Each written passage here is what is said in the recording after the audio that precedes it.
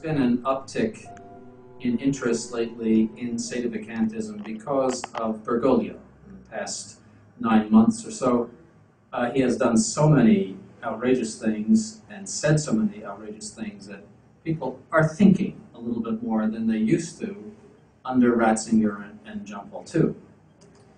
So I will present all of the forms of reaction to Vatican II and comment on them.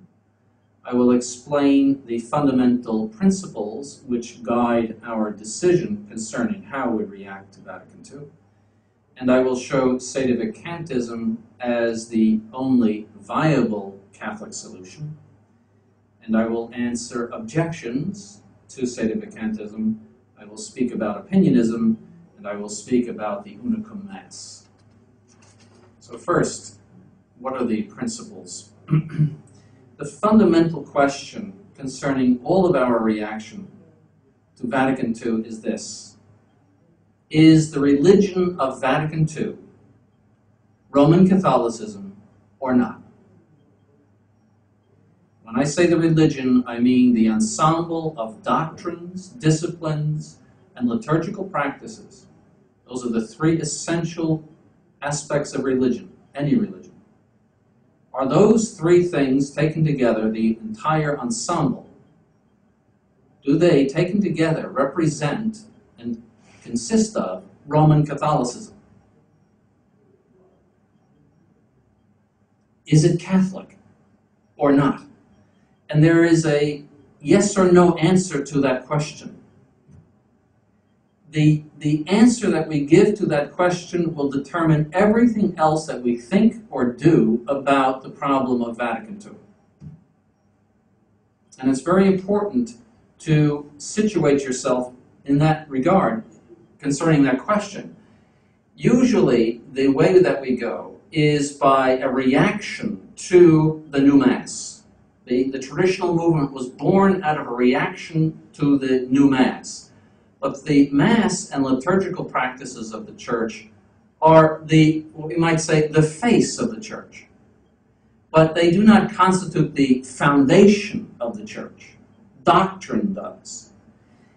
And if we remain simply on the level of reacting to a Mass that we don't like, that we find something wrong with, but never getting down to the fundamentals, we are going to make errors. Because that is simply, essentially, a gut reaction. I don't like this. This doesn't speak to me as Catholicism or as a Catholic Mass. I don't like it. I want the traditional Latin Mass. That's usually the root of someone who is reacting to Vatican II. It's not wrong, but it is insufficient.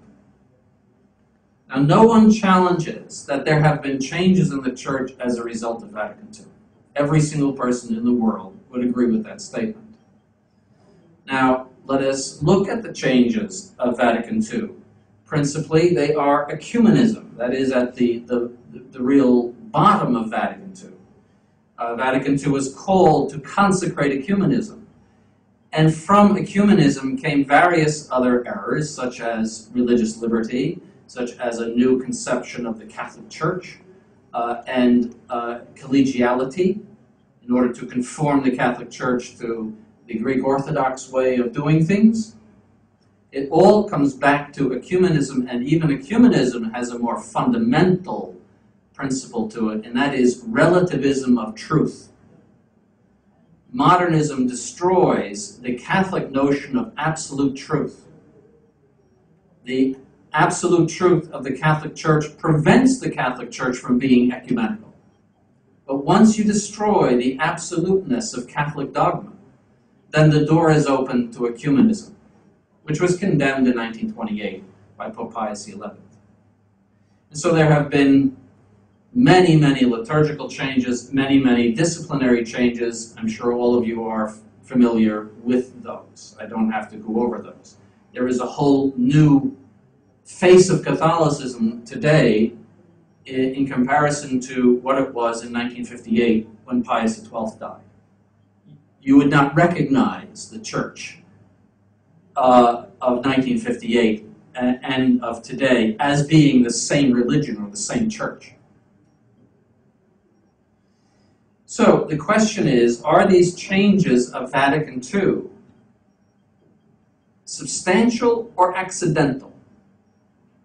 That is, have these changes gotten into the substance of the Catholic Church, the very essence of the Catholic Church, her doctrines, her liturgy, her disciplines? Or are they merely accidental, something like changing the color of the walls in your room? And there is nothing in between substantial and accidental. Any change that occurs in nature is either substantial or accidental. If I burn something up, that's a substantial change. If I paint it a different color, that's an accidental change. There's nothing in between. So these changes of Vatican II are either substantial or they are accidental. Another principle we must understand is that the Church can never change substantially. She is indefectible. It is impossible that there be a substantial change of the Catholic Church. If it happens, it means you have a defected church. However, another principle is that the Church is subject to accidental change. The Church does not say Mass, if we look at the traditional Mass, in exactly the same way today as it did at the time of the 1st century AD. It was somewhat different. Even at the time of St. Gregory, it was slightly different. The offertory was brought in during the early Middle Ages from the Gallican Rite, for example. St. Pius V added certain things to the Mass. He brought the prayers of the foot of the altar into the Mass from the sacristy. He added the last Gospel. So the Catholic Church has always been subject to substantial change. Look at the accidental change. You look at the Eastern rites. They are accidentally different from the Roman Rite, yet they are substantially the same worship.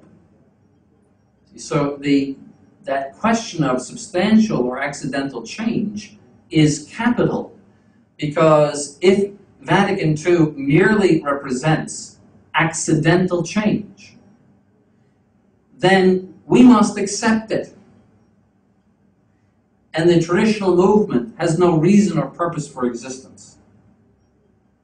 If it is merely accidental, we may not like it, but if it is merely accidental change, we cannot oppose it on any solid ground. It might be better or worse, you could say. It might be less expressive than the traditional rite or the traditional way of presenting doctrines. It might be more expressive, but if it is accidental, it doesn't affect the substance of the Catholic Church. Another question to ask concerning the Novus Ordo is, can I save my soul by practicing the Novus Ordo religion? If I go to the church that Bergoglio wants me to go to, my local parish church, and I practice there the Mass and the sacraments and everything that he prescribes for me, is that the path to salvation? Is that pleasing to God? Can I save my soul in that environment? Is the Novus Ordo, and by that I mean the whole ensemble of doctrine and practices and liturgical practices, is that pleasing to God? Is the Novus Ordo pleasing to God? Or not? There's a yes or no answer to that.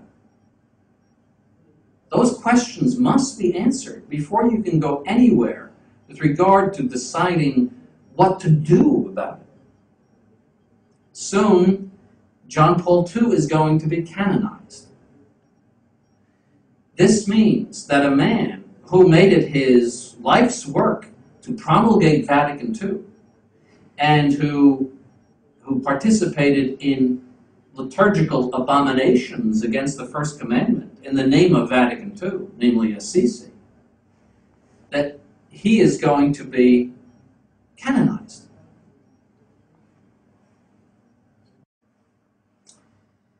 that means that not only can you save your soul in the Novus Ordo, but you can become a saint by promulgating the Novus Ordo. That's going to be a big problem for the Society of St. Pius X. If he's a saint, and he promulgated the Novus Ordo and participated in all of these ecumenical acts, then how do they stand? If you can go to heaven and be a saint by doing that, then what is the purpose of the SSPX? So the answer to the question will determine the Catholic response to Vatican II. Is Vatican II Catholicism or not? The answer to that question will determine our response. There is a yes or no answer as to whether Vatican II is Catholic or not. There is no gray. There is nothing in between those two things. If the answer is yes, it is Catholicism, then we must accept Vatican II. If it is no, then we must utterly reject it. There is no gray between those two things. There is no middle ground. Either it is accidental change or it is substantial change. There is no middle ground between those two things. It is like a fork in the road. If we say yes, it is Catholicism, then the proper attitude toward Vatican II is to accept it. Submit to the authority of the Church. If the new Mass offends our sensibilities, then we can seek the motu proprio Mass.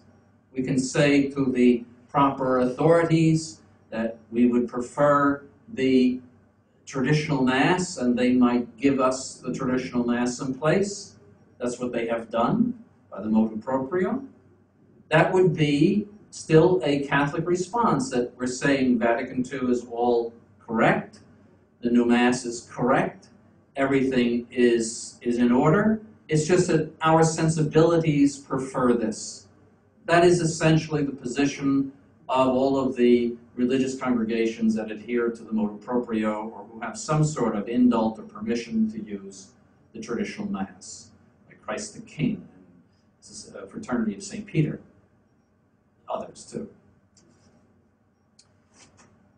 If the answer is no, it is not Catholicism, Vatican II is not Catholicism, then we must reject Vatican II and all of its reforms in the same manner as the Church rejected heresies in the past. Then we are in the same position as Catholics in the 16th century. We must reject it so fundamentally and so firmly that we have to be willing to die rather than to participate in any way in this substantial distortion of Roman Catholicism. There is no middle ground between those two positions, because it either is Catholicism or it isn't. Another important principle to understand is that it is impossible that the authority of the Catholic Church promulgate to the whole Church false doctrines, evil disciplines, and false liturgical practices. This is the guarantee of Christ to the Catholic Church. Whatever thou shalt bind upon earth shall be bound also in heaven. If this were not true, then the Church could and would defect in her essential mission, which is the salvation of souls. If the Church universally could give to the whole world something that is displeasing to God, false worship, false doctrines, evil disciplines, then it becomes nothing better than the Church of England or any other religious body that has no guarantee or assistance from God. It really should not exist. It has no purpose. We would be better trying to figure out our own religion in such a case than to be led by something that could lead us to hell. Hence, if we take the position that Vatican II is a substantial change of the Catholic faith, we must necessarily conclude that it cannot come from the authority of the Church, because it is a universal teaching. It has made universal practices. It has established universal practices and universal liturgical observances for the whole Church. If these things are substantial changes of the Catholic faith, we must necessarily conclude that it cannot come from the authority of the Church. Why is this so? Because the authority of the Church is the authority of Christ. Pope Pius XII said it in Mystici Corporis, that the authority, the power of the Pope, is the same as the authority of Christ. There are not two heads in the sense of two different authorities. There is the invisible head, Christ, and the visible head, the Pope. The Pope is the vicar of Christ. They both have the same authority. So the authority of the Pope is the same as the authority of Christ. So we would be obliged to say that this distortion, this defection, this substantial change has come down from the authority of Christ, which is blasphemy, if we take the position that Vatican II is a distortion of the Catholic faith, a substantial distortion of the Catholic faith, yet it comes from the authority of the Church. We would be obliged to place it right into the will of Christ. That the will of Christ is that we accept a substantial distortion of the Catholic faith. That is blasphemy. So we know that we can't go there. Hence, the position that Vatican II is not Catholic necessarily requires that we say that the perpetrators of Vatican II do not bear the authority of Christ. It follows logically and necessarily. Hence, sedevakantism. Sedevakantism does not argue principally from the personal heresies of Bergoglio or Ratzinger or anybody else. It argues principally from Vatican II and what the modernists have done to Vatican II. Is it Catholicism or not? Does it come, if it is not Catholicism, it cannot come from the authority of the Church.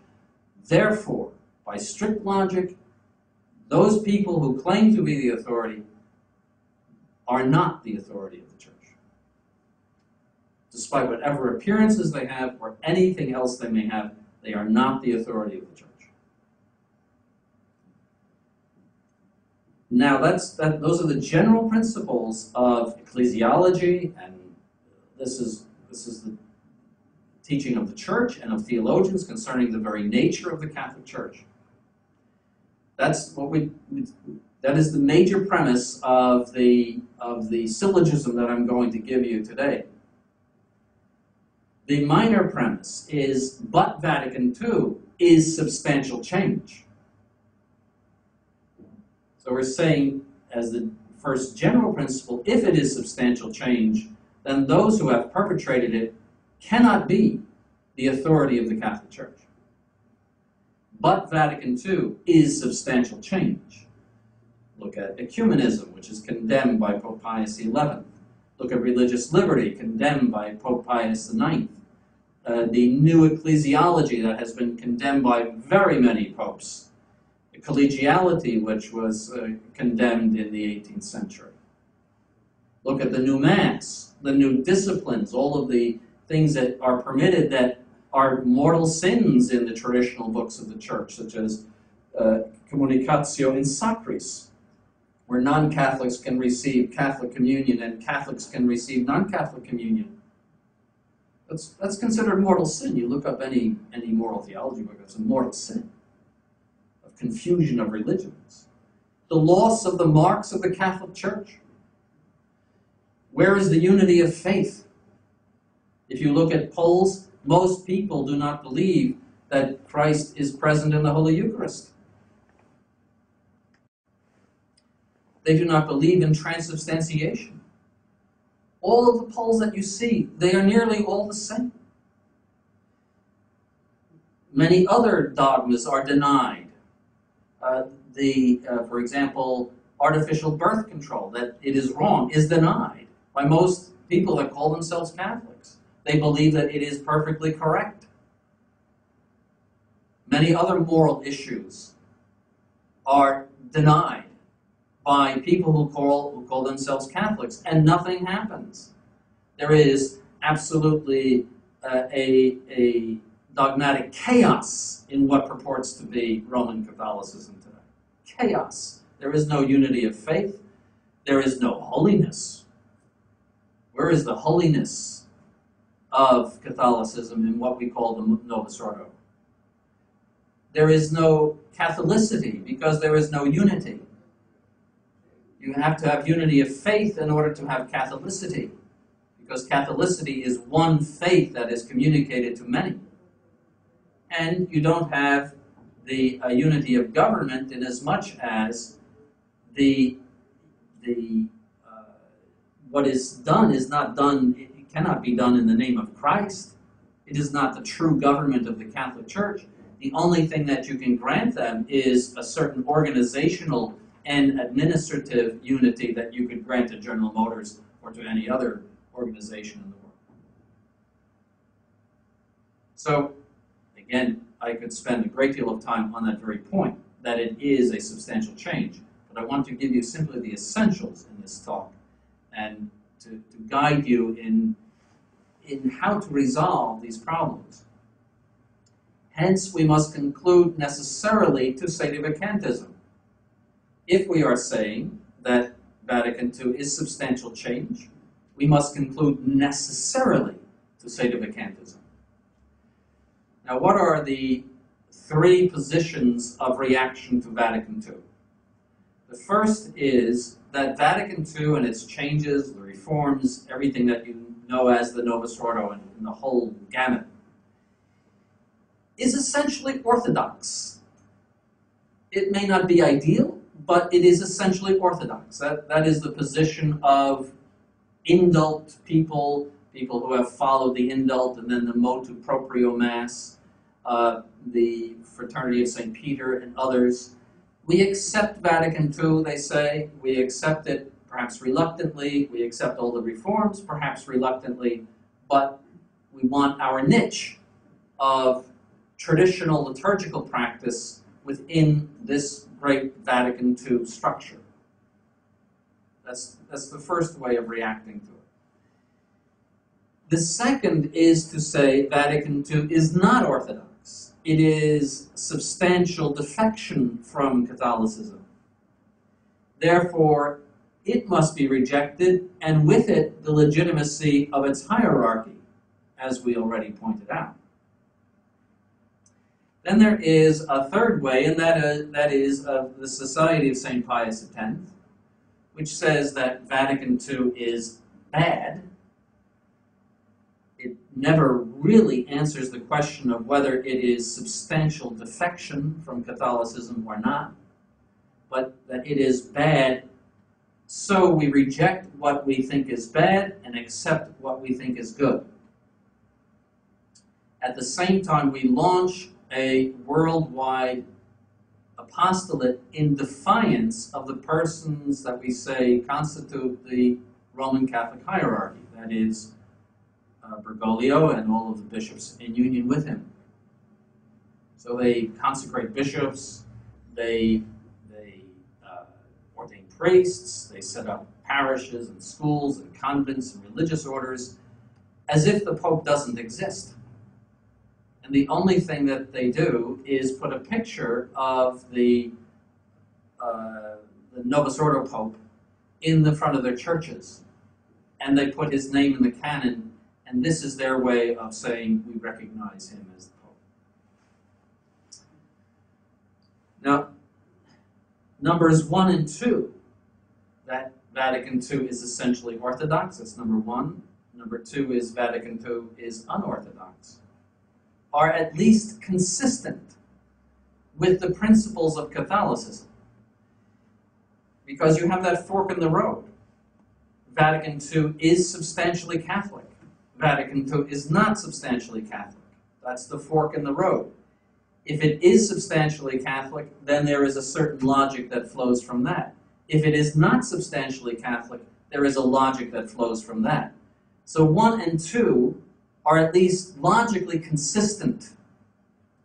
So the Fraternity of St. Peter, although I would disagree with their position, because I do not agree that Vatican II is substantially Catholic, I would say are at least consistent, that they follow Catholic principles of determining what to do about the problem. They are logical. It makes sense if you admit the orthodoxy of Vatican II. Hence, sedevakantism is consistent and logical if you say Vatican II is not Orthodox, is not Catholicism. As we have seen, it necessarily concludes to the fact that it is impossible that it proceed from the authority of the Catholic Church. So those two lines have consistency and logic in their favor. Number 3, the SSPX, is an impossible solution for these reasons. First of all, the act of mounting a worldwide apostolate against the Novus Ordo hierarchy argues that the Novus Ordo is intrinsically evil and that one cannot save his soul in it. Why else would you do that? Why would you set up churches and seminaries and try to attract people away from the Mass and the sacraments and the priests that Bergoglio has sent out? Except that you cannot save your soul in those churches. If we can save our soul in those Novus Ordo churches, why don't we just go? Why is the traditional Mass or the traditional movement necessary if we can go to heaven, just as John Paul II supposedly did, by embracing the Novus Ordo? That's the ultimate end of what we do, is to go to heaven. If we can go to heaven that way, let's go. But to establish such an elaborate apostolate is to say implicitly that you cannot save your soul in that. But if you cannot save your soul in it, that argues necessarily to sedevakantism. Because, as I said, it is impossible that the authority of Christ promulgate to the whole church something that leads you to hell. It's like the airplane to hell. That's inconceivable, that the authority of Christ would put you on the airplane to hell. So to make that statement implicitly, what they do so by what they do, they're making the statement that the Novus Ordo is something in which you cannot save your soul. It concludes necessarily to sedevakantism. But at the same time, they profess to be, this is the SSPX, professes to be in communion with the Novus Ordo hierarchy and professes to seek to be recognized by it and to work with it. They have done this since the beginning. The SSPX was founded in 1970 as a Novus Ordo congregation. Actually, it wasn't even a congregation, a pious union in the Diocese of Fribourg in Switzerland. It had a license to exist from the Novus Ordo. It was suppressed by the Novus Ordo in 1974, and ever since they have sought to regain their recognition by the Novus Ordo hierarchy.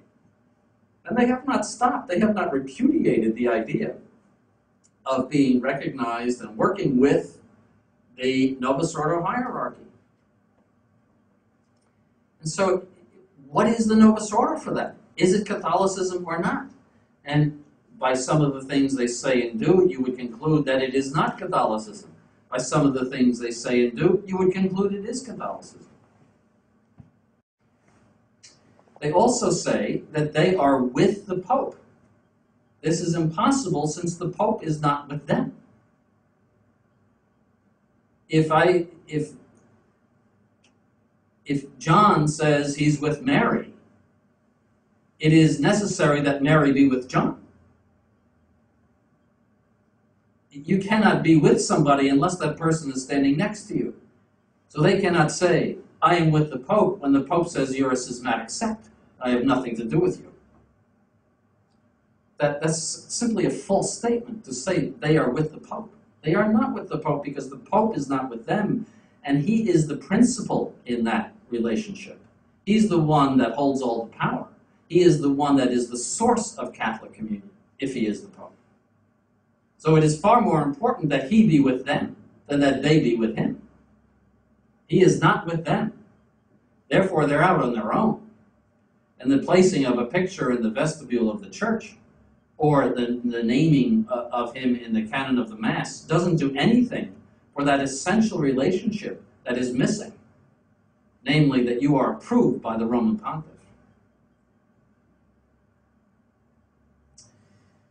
Because the Society of St. Pius X position is impossible, it cannot be pleasing to God. Something cannot be pleasing to God if it is against reason. Reason is our connection to morality. Whatever is moral is connected to God's will by reason. If it is unreasonable, it cannot possibly be in accordance with God's will. All moral theology is based on that. The connection of what you do to right reason based on the authority, on principles that are revealed by God, the Ten Commandments and other things. So it is impossible to please God by saying, on the one hand, that, well, the Novus Ordo is bad and we must fight against it and draw people away from it, and that people cannot save their souls in it. And on the other hand, to say we want to work with it and be approved by it. That is, none of that makes any sense, and therefore it cannot be pleasing to God. To recognize Bergoglio or any of these Novus Ordo popes as pope is to hand him Roman Catholicism. In the end, they will be the victor. If they are true Roman Catholic popes, then you are saying that they represent doctrinal and liturgical continuity, because it is impossible that a Roman Catholic pope not continue the integrity of Catholic faith, practice, and liturgy. It is impossible. He is the norm of all of those things. So if you hand him the papacy, you hand him authentic Roman Catholicism in the long term. Historically, you hand it to him. But if Catholics say no, those persons are not true Roman Catholic popes, then they are stripped of any possible continuity, because you're saying essentially, if you are not upholding Catholic dogma, Catholic liturgy, Catholic practice, it is impossible that you be the Roman Pontiff. Then they have nothing to stand on. It is a statement in history that because they were discontinuous, because they did not have continuity, therefore true Catholics rejected them. Just as in history, the true Catholics of this nation, England, have rejected the new religion. And now we see them as great heroes, because even though they were under tremendous pressure, both by enticements and by threats, to accept the new religion of Henry VIII and all of the people that came after him, they resisted and made a statement to history that the Catholic Church cannot be altered. The Catholic faith must remain the same.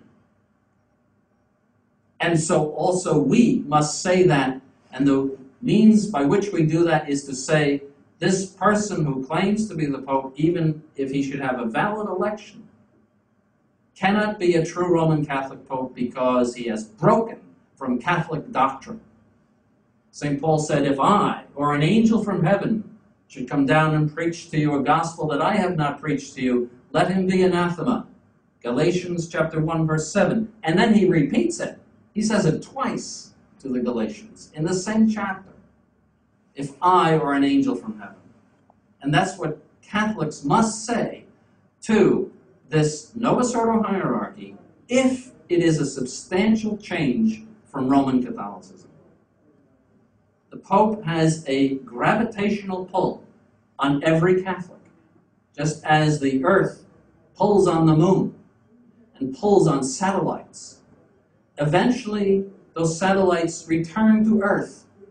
And that is true of anyone that regards that Novus Ordo hierarchy as the Catholic hierarchy. They will eventually go back with the Novus Ordo, and the whole battle of the Catholic faith will be lost in them. It is impossible to stay away from the Roman Pontiff if you are a Catholic. Catholics are defined by their submission to the Roman Pontiff. It enters into the definition of a Catholic to be submitted to the Roman Pontiff. You cannot call yourself a Catholic unless you are submitted to the Roman Pontiff. And therefore, to carry on a worldwide apostolate in defiance of the Roman Pontiff is contrary to being submitted to him. Now, that said, what are some objections to sedevakantism? The first is we cannot judge the Pope. This is a classic case of what is known as begging the question. The question is this man the Pope or not? So you cannot come in with the argument, well, we can't judge the Pope, because that's what we're trying to ask, whether he is the Pope or not. So that's known as begging the question, so that we just set that aside. Another objection is the Pope is only a material heretic. First of all, I would respond that we're not really talking about his personal heresies here. We're talking about Vatican II and its reforms. The personal heresies of each of these men, and they exist, also argue to their being non-popes. But that is not the principal argument of sedevakantism, that he said this, or he said that, or he did this. It all goes back to Vatican II. What is Vatican II? What are its reforms?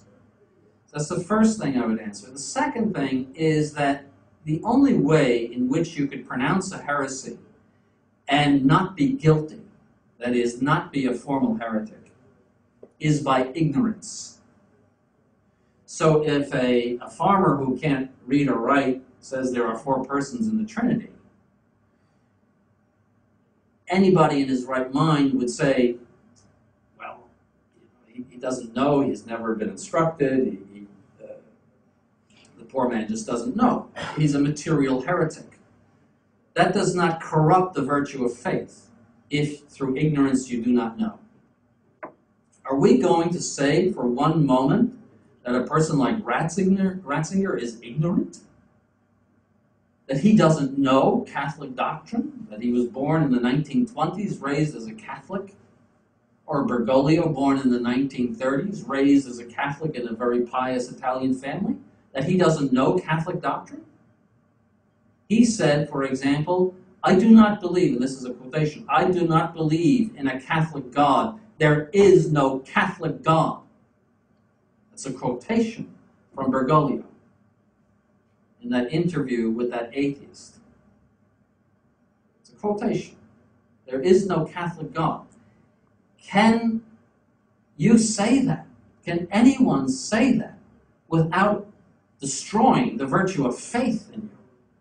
That means the object of the creed of the Catholic Church that we recite, the Nicene Creed, the Apostles' Creed, the Athanasian Creed, all of the creeds of the Catholic Church, that what is described as the true God doesn't exist.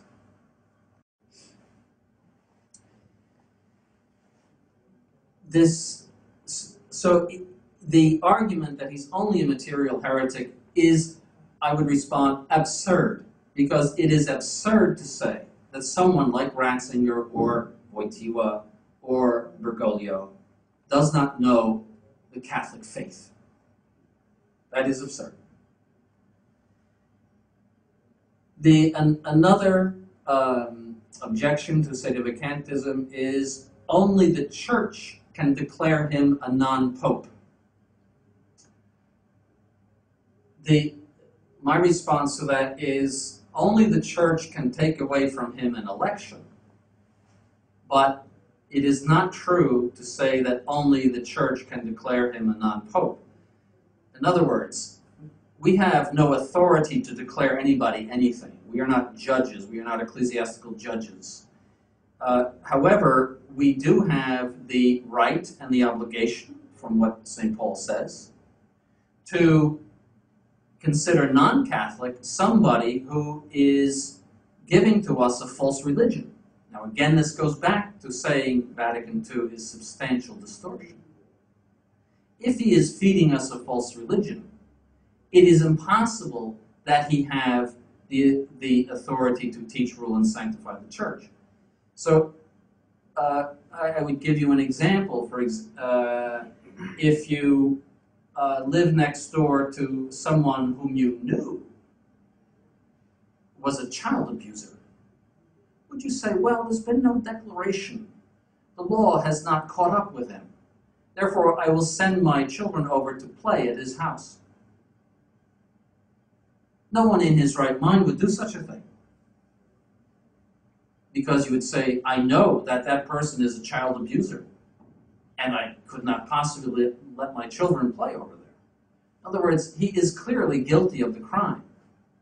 No one would for example, the shooter in the Colorado theater is clearly guilty of the crime. There is no doubt that that man did that. He's clearly guilty. He has to go through the process, yes, the judicial process, but he's clearly guilty. No sane person would say that man is not the one that did it. So also these Vatican II popes are clearly guilty of crimes against the Catholic faith. And we have already seen that they cannot be merely materially guilty, but because of their knowledge, must be formally guilty. There is a question about the sanity of that Colorado shooter, and they may put him in an insane asylum for the rest of his life because he's only materially guilty.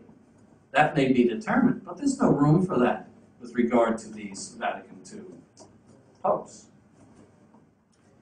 And you could put the same argument that they say only the Church can declare him to be a non-pope. Well, then why do we reject the new Mass? Why do we reject the Council? The Church has never condemned the new Mass. The Church has never condemned the Council. Why do we reject those things out of hand without any declaration of the Church? So the rejection of the new Mass and the rejection of the Council necessarily implies the rejection of the Novus Ordo hierarchy without declaration. If you're going to wait for a declaration, you should put on your clown suit, blow up your balloons, and go to the Novus Ordo. Another objection to sedevacantism is he's like our father, he's a bad father, but even if we have a bad father, he nevertheless remains our father. This is an argument from analogy, and the analogy is bad, because a father is always a father, no matter what he does, because of physical generation. But a man who comes to the papacy is a pope by, not by physical generation, but by a relationship that is generated by authority. And so he can lose that authority, as we know from canon law. He may never gain that authority because he intends to impose a false religion.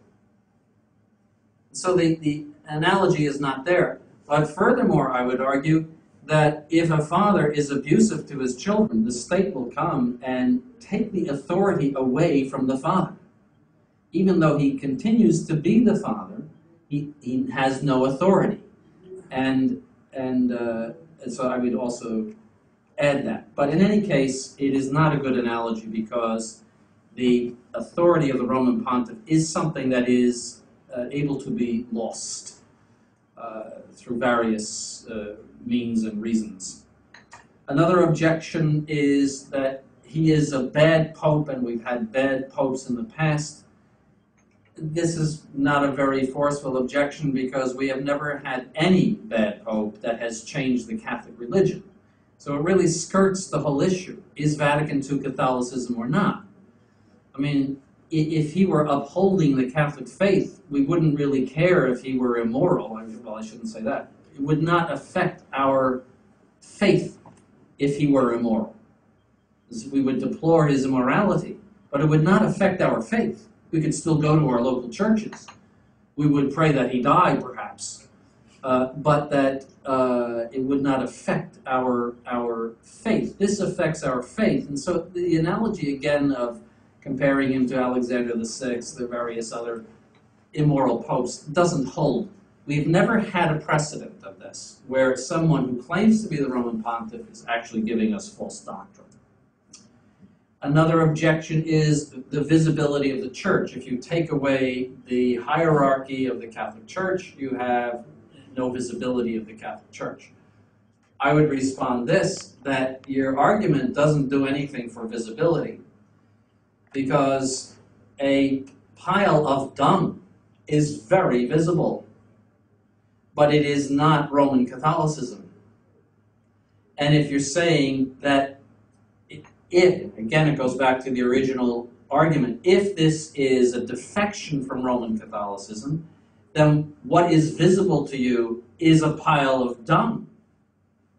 It is not the Roman Catholic hierarchy. It is not Catholic doctrine and Catholic practice. It is a pile of dung. That's plenty visible, but it doesn't help you to bring that up as an argument against sedevakantism. That's the first thing I would say. Secondly, I would say there is visibility for various other reasons, the practice of Catholics who are resisting and who practice publicly. They are visible to the whole world. Everybody knows about traditional Catholics. It's not like it is a secret society or anything like that. This is what we're doing today. So there is visibility, but that's really, I want to keep to essentials here, and I would do that at another time. And another objection is, where do we get a pope? And that if the hierarchy is all defected, we cannot come up with a pope. And here I would give as the response the thesis of Bishop Georg de Laurier, that you still have the ability to obtain a pope, because although these Novus Ordo popes do not have authority, yet they are in possession of legitimate elections, and the Novus Ordo can still elect people validly to the position in which they could accept the authority and receive the authority. That again is another lecture that would take me a long time, but I don't want to get into it here. I will talk next about opinionism. There are a lot of priests, especially in the Society of St. Pius X, who are opinionists concerning the issue of the Roman pontiff. Now, we already saw that if you take the position that the Novus Ordo is a substantial distortion of Roman Catholicism, that it necessarily concludes to sedevakantism. Therefore, that logic already excludes opinionism. To have an opinion is to say, well, I think A is true, but I'm not sure entirely B, its opposite, may also be true. See, so the mind is not fixed on what you believe to be true. You think, well, this is probably or possibly true, but its opposite may also be true. That is an opinion. And it is not possible to go by opinion on this question, and I'll tell you why. Submission to the Roman pontiff is necessary for salvation. That is defined, that is a defined dogma by Boniface VIII. If you are not subject to the Roman Pontiff, you cannot go to heaven. And as I said, the Catholic is defined by his submission to the Roman Pontiff. You cannot be a Catholic unless you are submitted to the Roman Pontiff. And therefore, the Catholic is defined by his rejection of a false pope. If he is defined by his submission to a true pope, he is also by the same token defined by his rejection of a false pope.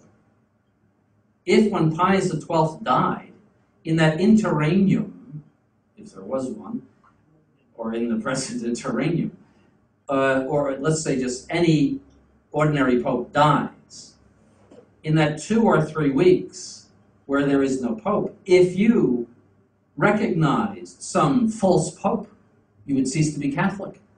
Because every Catholic must be a sedevacantist when the pope dies. In order to remain Catholic, he must say there is no pope at the present time. So as much as he is defined by submission to a reigning pope, he is defined by his rejection of false popes if there is no reigning pope. Very important point. For this reason, probabilism or opinionism cannot be used, because you cannot use probable opinions and arguments in something that relates to and pertains to your eternal salvation. You must somehow resolve that doubt. You can't say, well, you walk into a church, this is probably a Catholic church. See? You have to resolve it and say, well, I see signs in which this is a Catholic church. Or you can't just posit some act that is possibly a mortal sin by saying, well, in my opinion, this is true. You must somehow resolve the doubt. And the only thing that justifies an organized resistance and denunciation of the Novus Ordo is the certitude that it is a substantial change. Certitude. Why is this so? Because these men that have proposed these changes to us have come up through the ranks of the hierarchy, have been elected by all intents and purposes and by all appearances to the papacy.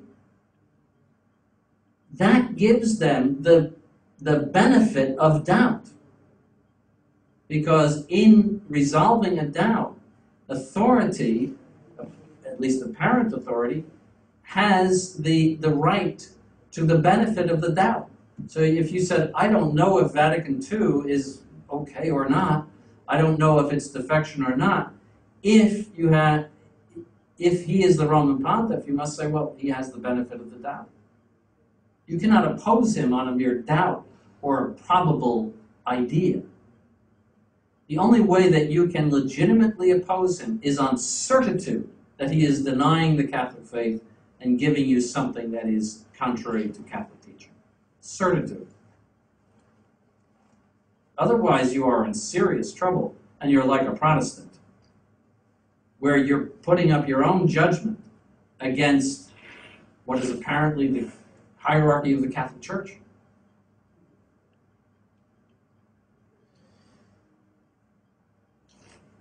Sedevacantism, therefore, necessarily flows from substantial change, as we said.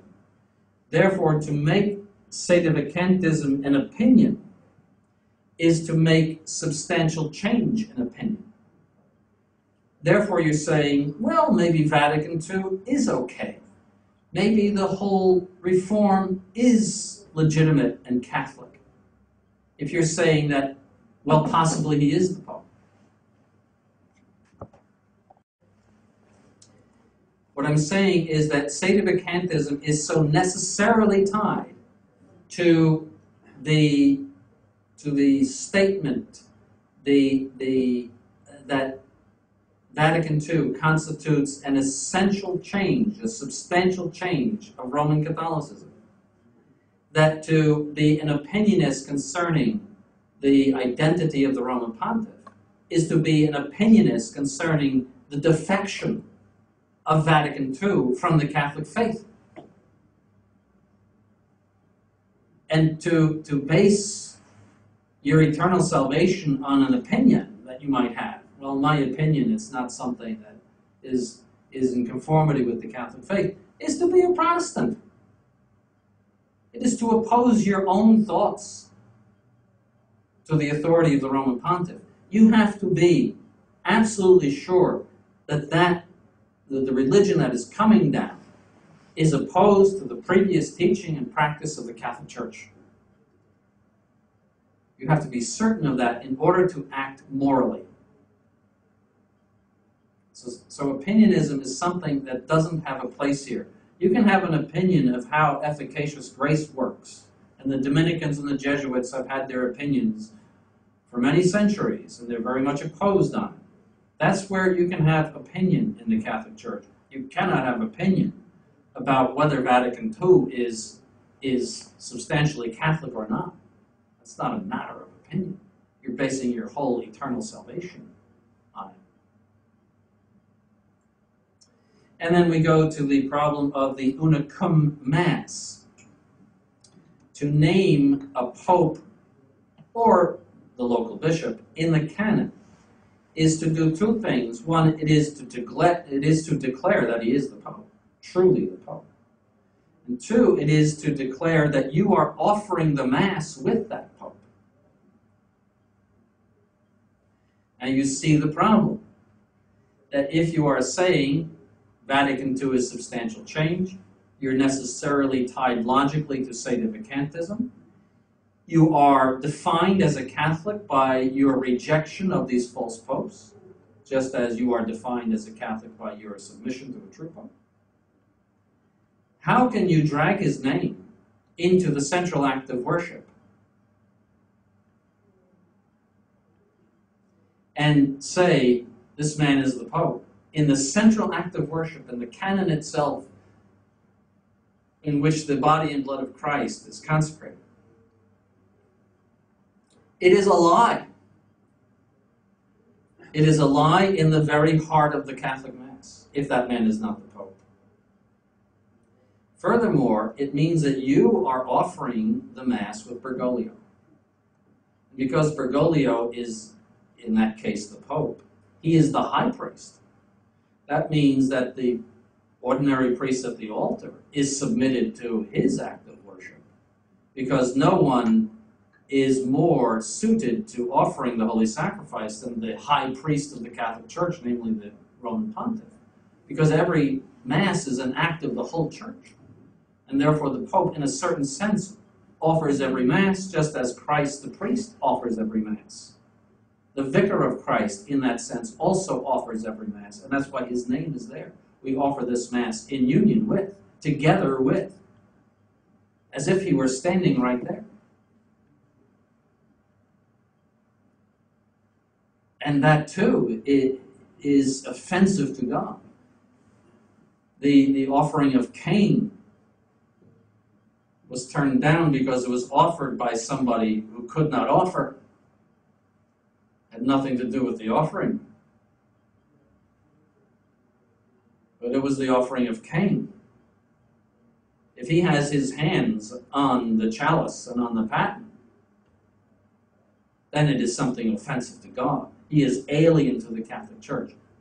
Again, if Vatican II is substantial change. He has no place in the Mass.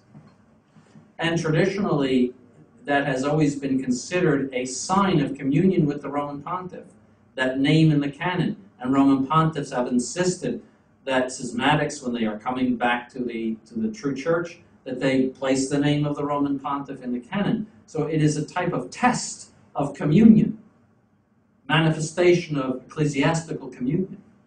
If he is not the true Roman Pontiff, he does not belong in that Mass, and you must not be at that Mass. For you cannot say, well, I exempt myself from what he's doing. You can't do that because you offer your Mass through the priest of the altar. I'll give you an example. It would be like getting on an airplane willingly and not consenting to where the pilot is going.